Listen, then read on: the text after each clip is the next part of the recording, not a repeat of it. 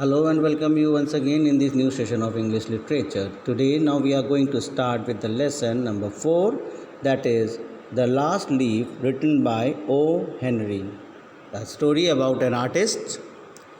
So now let's start with the story. Many artists live in an artist colony at the top of the three-story building. Sue and Johnsy had their studio. Johnsy was short for Joanna's. One from Maine and another was from California. They had met and realized that they had many common interests. The two friends who lived there in an artist colony, and they had made their studio on the third floor of the building. Their name was Sue and Johnsy. Johnsy was in a short heighted, and one of them used to live in a Maine and another who lived in a California. When they met, they thought that they had a common interest, so they started to living together, and as well as they had made a studio over there. That was in a May. In November, a cold, unseen stranger whom the doctors called pneumonia walked about the colony, touching one hair, and there was with its icy fingers. Over an east side it walked boldly, choosing many people as its victims. The next victims in the area to be hit by pneumonia was Johnsy.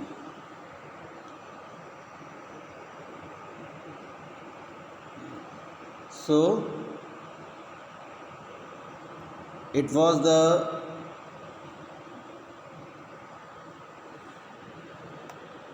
in November. It was a cold, but a very stranger thing has happened that during that time, that period, there was a doctor said that a pneumonia disease was there, and it was hitting almost each and every family of that colony. So, and especially on the eastern side of this, it walked very boldly. That means the victims were there on the east side of this colony. The next victim in the area hit by the pneumonia, it was Johnsy. Johnsy was also hit by the pneumonia, who lay scarcely moving on her painted iron bedsheet, looking through the small Dutch window panes and a blank side on the next brick house. So she was in the bed, see, and in the pneumonia, the fever comes with a shivering. Your hands will go cold and like an ice. And she was just hardly walked from one place to another. And one morning, the busy doctor called Sue and said sorrowfully, "She has one chance in a 10 to survive," he said as he took down the mercury in his clinic thermometer, "and that chance is for her to want to live. Your little friend has made up her mind that she is not going to get well." So the doctor not going to get well. Has she anything on her mind? She wanted to paint a Bay of Naples someday, said Sue. Paint? Oh no, I mean, is she worried about something? So one day the doctor called her friend Sue, and he said that there is something that she is thinking more, she is worried about thing, and I hope there is a chances of her living is very less now. She may die very soon because something unusual is happening with her. She is worrying very badly something. So Sue said no. Actually, she wants to paint a Bay of Naples. Well, no. Doctor said no. She is worried with something else. It's not a painting. Worry? No, doctor, she has no worries, replied Sue. Well, it is the weakness then, said the doctor. Doctor said, oh, maybe it's a weakness, I think so. I will do all that I can, but Whenever my patient begins to count the carriages in her funeral procession, I subtract 50% from the curative power of medicines. If a patient does not want to go get well, there is a little I can do. Then doctor said, okay, I will try my level best to improve her health. But if patient himself or herself thought that he or she is not going to be live for a long, the medicines also does not react very soon. But pray to the God. I think, I hope she will get well soon. After the doctor had gone,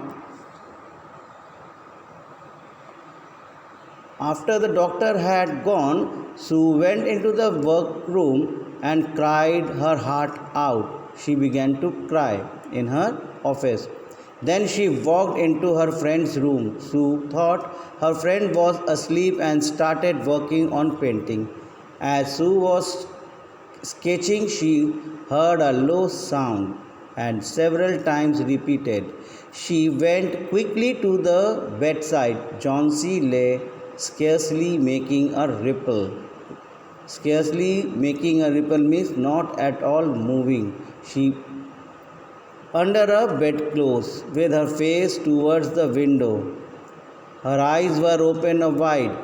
She was looking out of the window and counting the backwards. Then she came back to Sue came back from the doctor's. She went to her office. She began to cry. Then she walked into the room. She started painting. She thought that Johnsy is sleeping, but a few time later, she heard a very low voice. When she go to the bedside of the Johnsy, she heard that she is counting something backwards. 12, she said. She said what she was counting. She said 12. And little later she said 11, then 10 and 9 and then 8 and 7, almost together. Sue looked out of the window. What was there to count? She looked out. She was just watching that what she is counting outside. There was only a bare dairy yard to be seen and the blank side of the brick house 20 feet away, an old ivy vine granulate and decayed at the roots climbed halfway up and brick wall. The cold breeze of autumn had taken its leaves and vine until its skeleton branches clung almost bare to the clumping bricks. What is it? Asked Sue. 6, said Johnsy in almost a whisper. They are falling faster now. 3 days ago there were almost 100. It made my headache in count them, but now it is easy. There goes another one. There are only 5 left. 5 what, dear? Tell me. So she asked her, what are you counting? Actually, I am not thinking anything about that. What you are counting? So she said that there was 100 of them, and last 3 days when I was counting, it was more than 100, and it was a headache for me. But now it's very easy to count me. Again she said, see how fast they are falling. So Sue asked her, what 5, what 6? Just tell me, what are you counting? There is nothing to see there. She said, oh, I never heard of such nonsense, complained Sue. What have you old ivy leaves to do with yours getting well? She said. That what I cannot understand anything. What are you want to say? That what is the link between the ivy leaves and your getting well soon? And you used to love that wine so. You naughty girl, don't be silly. Why, the doctors told me this morning that your chance for getting well really soon were. Let's see exactly what he said the chances were 10 to 1. Why that almost as good chances as we have in New York when we ride on a street cars or walk past a new building. Try to take some broth, which means thin soup now, and let me go back to my drawing so that I can sell it and buy medicine for you and food for both of us. She said that don't think anything negative about that. You just drink some, eat some, take some broth, that is the soup. Then I will go for a market to sell my paintings, and I will bought medicine and as well as some food for you.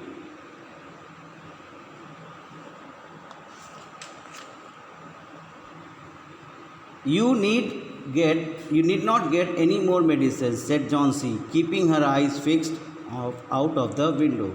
Then Johnsy said, no, you don't need any medicine for me to, because I don't need any medicines.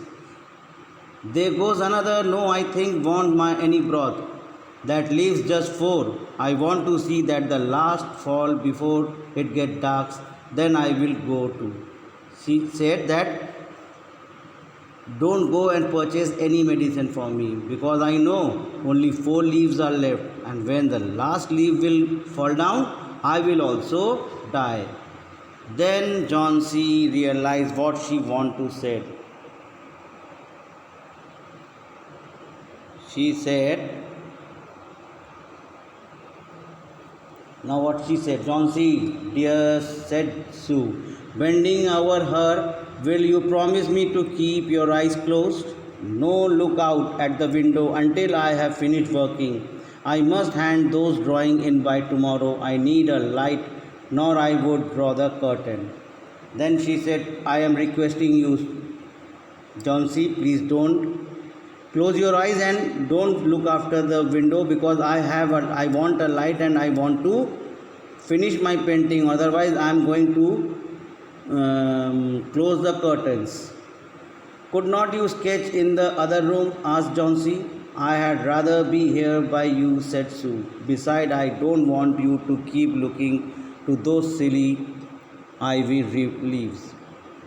Then she said that please go to other room and have your painting. Then she said, try to sleep, Sue. I must call old Berman up to buy model for an old man's painting. I will not be gone a minute. Don't try to move till I come back. Then she went to the old Berman. A painter was living there who lived in the ground floor beneath them. He was around 60 years old, and he was also a painter, but he was a failure in his art. No one has been given. He was a very good artist, but no one give him any recognition. So for the past 40 years he was painting, but old Barnum, he was became very furious, and he was very anxious, but he never get any promotion for his paintings. So Sue went to the Barnum. He was a very good painter. She said everything to old Berman, that what is wrong thing is going with Johnsy. Old Berman became very furious and said, don't worry, I will not let her die, and the last leaf will also never die. Just give me a chance. Then what he has done, just see. She was very ill, she was very weak, but that old man, it was raining, tremendous raining was going on there. He took his brush and paint.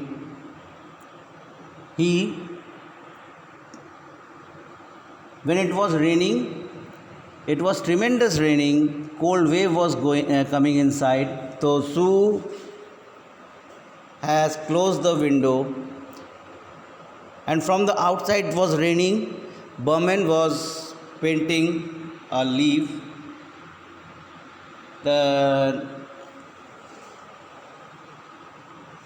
He painted that leaves on that window,